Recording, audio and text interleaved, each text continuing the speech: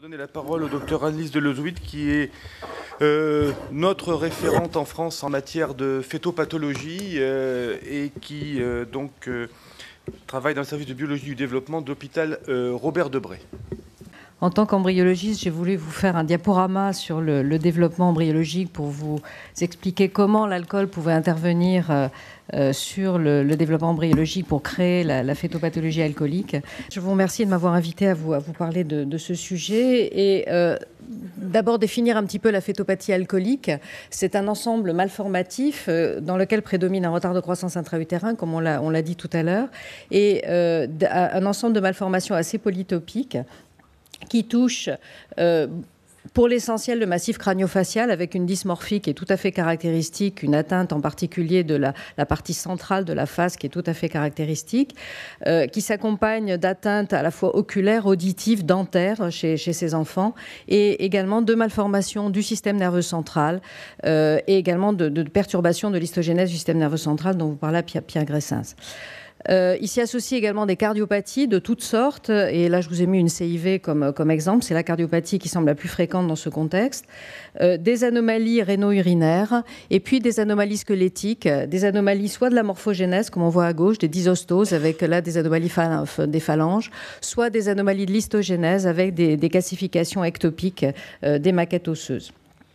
Alors, la compréhension du déterminisme par l'alcool de cette phytopathie, elle passe par la connaissance sur le développement humain, sur l'embryologie humaine, qui est de plus en plus, qui a été longtemps descriptive et qui est de plus en plus moléculaire, ce qui a donné des pistes qui sont corroborées, disons, par des études expérimentales in vivo et in vitro sur des modèles animaux, et en particulier les modèles murins.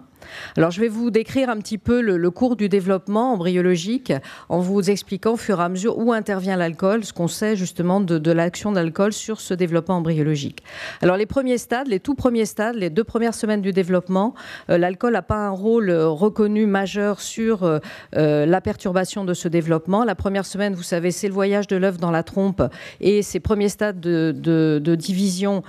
pour former un blastocyste avec déjà une différenciation des futurs tissus placentaires. La deuxième semaine, c'est l'enfouissement de l'œuf à l'intérieur de l'endomètre avec création autour de l'œuf du placenta, que vous voyez ici sur un produit d'expulsion, et la formation d'un embryon que vous voyez ici, qui est un disque, en fait, formé de 2 feuillets. Un feuillet dit qu'on appelle l'ectoblaste et un feuillet inférieur, l'antoblaste. Je simplifie pour être simple.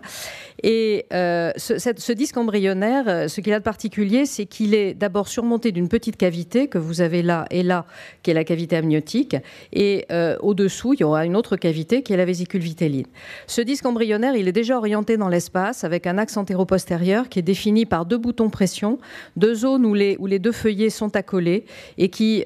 préfigurent ces 2 zones. D'une part, les futurs orifices de la face, c'est la membrane pharyngienne, et d'autre part, les orifices périnéaux, c'est la membrane cloacale.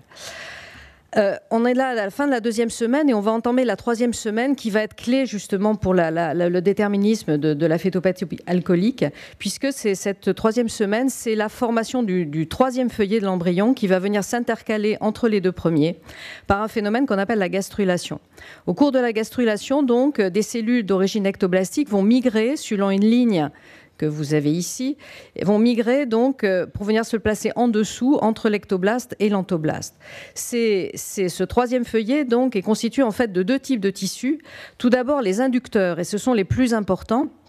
Ces inducteurs qui sont ces structures rouges que vous voyez ici, la corde d'une part et l'inducteur céphalique qu'on appelle aussi la plaque précordale. Ces inducteurs sont des tissus qui, à l'aide de signaux moléculaires, vont provoquer la croissance et la différenciation des tissus sous-jacents et des tissus tout autour. Et c'est eux qui vont créer, à partir de là, toute la morphogénèse de l'embryon.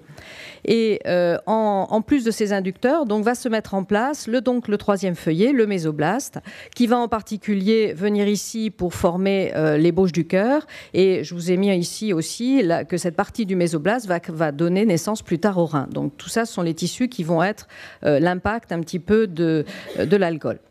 Alors, ce phénomène de gastrulation est déjà gêné, disons, par l'imprégnation alcoolique, puisque on a pu démontrer que les inducteurs, que ce soit la corde, que ce soit la plaque précordale, vont être plus petits, vont être moins denses en cellules à partir du moment où on met un animal, par exemple expérimental, en présence d'alcool, et que non seulement ces cellules sont moins nombreuses, mais en plus elles fonctionnent mal, puisque tous les signaux qui doivent partir de ces inducteurs vont partir en moins grande quantité. Donc déjà, on perd une partie de ce qui va créer la croissance de l'embryon. Alors cette croissance de l'embryon, enfin ce déterminisme sur les tissus environnants, ça se voit déjà dès ce stade, avec l'apparition donc de l'ébauche du système nerveux, avec cette plaque neurale qui se différencie donc au niveau du feuillet superficiel de l'embryon. Et secondairement, donc, à l'action de ces inducteurs, cet embryon va croître essentiellement donc, dans la région, enfin au-dessus et autour de ces inducteurs, et cet embryon va croître plus vite que ne va croître son pourtour, et il va s'en suivre donc ce mouvement morphogénétique majeur de l'embryologie, qu'on appelle la délimitation, qui va